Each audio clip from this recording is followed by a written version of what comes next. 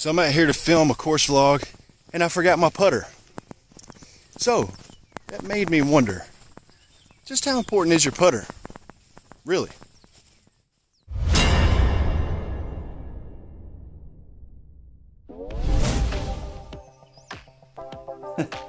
You know, it's funny. Before I went out on course to film this video, I thought I knew the answer to the question that I asked in the beginning. How important is your putter to your score and your game, really? But halfway through this round, and then, the further I got into it, I started to realize that my hypothesis was wrong. And what I had originally thought was going to happen was not really what happened at all. Now, to be perfectly clear, we're not talking about PGA Tour, LPGA Tour level play here for me, all right?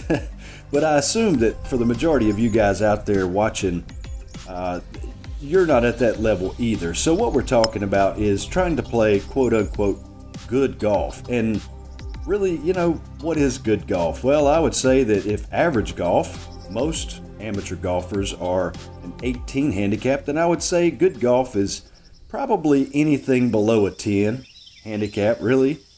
So to play good golf and let's say shoot around the 80 mark.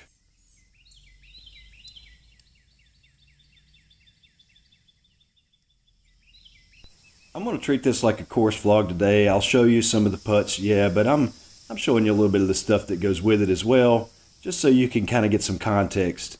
And speaking of context, I mean, really, the timing on these sprinklers, come on, y'all. Y'all got to be better than this. They started chasing me around, so I had to run here. The wind was blowing it into me. I just put it out with the lob wedge there. I put it pretty close. But I'm showing you some context here so that you kind of get the idea, because if you're just looking at how many putts you have per round, and I'll go ahead and spill the beans and tell you a little secret. I hit the same number of putts today without a putter as I average on my golf pad app with a putter.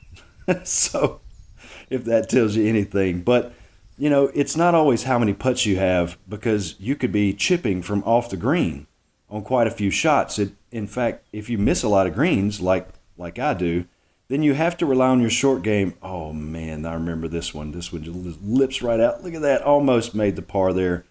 Did not. But if you miss a lot of greens like I do, then you're going to be chipping a lot. And when you chip and you're decent at chipping, odds are you're going to have a whole lot of one-putts on the card.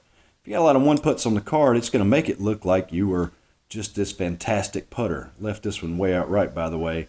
But my short game was pretty good. It usually is. I have a very simplistic approach to the short game, so I don't really have to have a lot of practice. I think this was my first round in probably, about 5 or 6 weeks.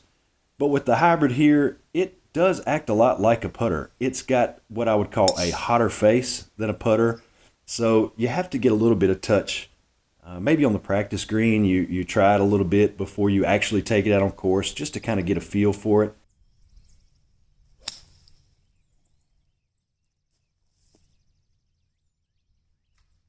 I hooked it really bad. Caught this tree branch above me. Dropped straight down. Overall, I had a pretty decent day as far as ball striking goes off the tee. I was pretty decent. Most of my iron shots, with the exception, of course, that last one, were decent. I had some solid strikes. They didn't always go the direction that I wanted to go. But again, short game, getting up and down, and then trying to make putts when you don't have a putter. I did use 3-hybrid most of the day, just when I knew that I had a longer putt, something longer than just a tap in. Almost lost that one, but I made that one to save my par. The 3-hybrid was not bad as a putter, really.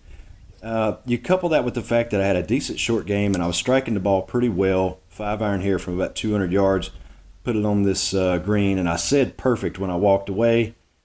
Maybe not. Well, not so perfect. Long putt, no putter. Now, so far I've been talking about how the 3-hybrid really wasn't a bad putter. There were some exceptions. For instance, this putt, trying to control your distance with a face on a 3-hybrid that is designed to help average amateur golfers really get a hot face and put some distance on the golf ball. Occasionally, the putts come off like rocket ships Speaking of rocket ships, this was a really good drive. I hit some really good drives today, right down the middle. Smash. And, you know, this putt, it had good distance on it. It had a good length from a pretty good length. But I left it out a little bit right. This tee shot here might have been the tee shot of the day. I always play to this position. I really don't know why I cut the corner off of this par 5 because I have to lay up here every time. I'm not going to try and carry that water. Ended up making bogey on that hole, by the way. Like I said, short game was going pretty well and didn't have much to complain about. But then there were these putts. This one's probably about a 10 or 11 footer. That's not really a putt that's a high percentage putt. And, you know, it was decent, but it never really had a chance.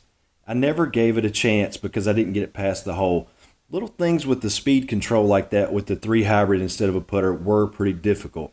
Here I put with the lob wedge from probably about 4.5 feet, and, you know, I'm making it. So I started to think to myself, how am I making and hitting good putts without a putter, something that's not designed to be a putter?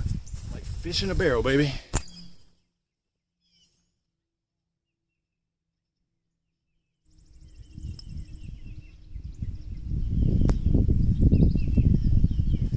Well, it only took like, I don't know, 127 holes, but finally we get a birdie on the card.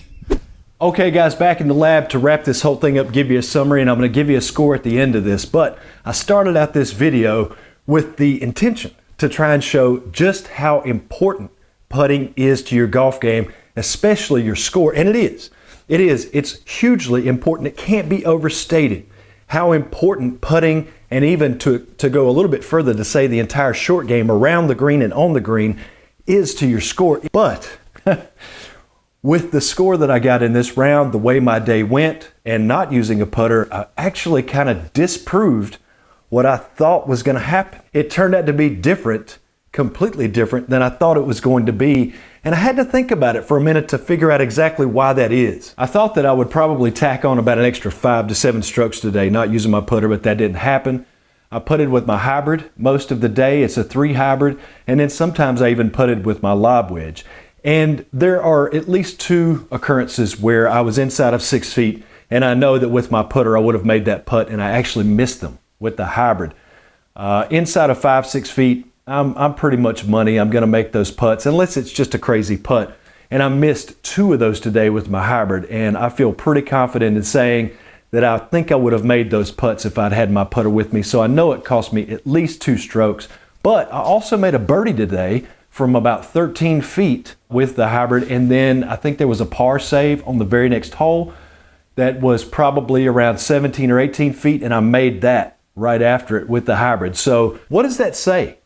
That you don't have a putter on course, a tool that is very specific and that so many people understand to be so hugely important. What does that say? That it didn't really cost me that much, and I was able to put up a really good score without having a putter in the bag. I think that what you can say is that the tool and the mechanics, they're not irrelevant, but they are kind of irrelevant. There's 3 things that you need to be a decent putter. One is the ability to read greens. If you can't read greens, it doesn't matter if you have the best putter in the world or if you have the best mechanics in the world.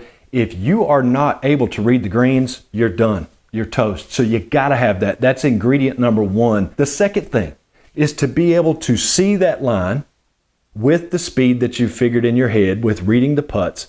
And you need to be able to pick a spot on that line and be able to roll the ball consistently over that spot. Get it started the correct way. The third thing is the ability to just roll it at the correct speed. Now, with the tool that you're using, obviously the ball is going to come off a little bit different off of a 3 hybrid than it would off of a putter, than it would off of a lob wedge, than it would off of, say, a pitchfork. I don't know. So getting the speed, that's really what you need to figure out with whatever tool you're using to putt with. But a couple of practice strokes on the greens, the practice greens before you start, and you can pretty much have that tool figured out. I shot 77 today, 40 and 37. On the front side, I actually made 4 bogeys and all the rest pars. And 2 of those bogeys were putts that I missed inside of 6 feet because I didn't have a putter. I can say with 100% confidence that I believe I would have made those putts had I had a putter in my bag. So I know that it cost me 2 strokes. But when I was rolling the ball, I thought I was going to have a lot more 3-putts. I thought I was really going to struggle. I did not. And it's not because I'm some green genius or some putting maestro or because I'm Brad Faxon. It's not because of that. It's because the club and the mechanics and even the ball kind of blur out in my brain. I'm not focused on those at all. I'm focused on my spot and the speed over that spot. I'm imagining that speed while I stand over it. The tool, subconsciously, my hands and my setup and everything, my grip, it all just kind of takes place subconsciously because I'm focused on, again, the spot and the speed. That's it. And then I figure out instinctively how to use the tool correctly and roll it over that spot at the speed that I chose. Guys, thanks so much for watching this video. If you liked it, give me a thumbs up down below. Interact with me on this. Leave me some comments. Subscribe if you haven't already. Check out the links below. Support the channel by going and making your purchases on Amazon through my link. It costs you nothing extra. You don't have to sign up for anything. It takes you to your Amazon page and you make any purchases that you normally make through my Amazon link. It helps to support the channel. I appreciate it very much and I'll see you in the next video.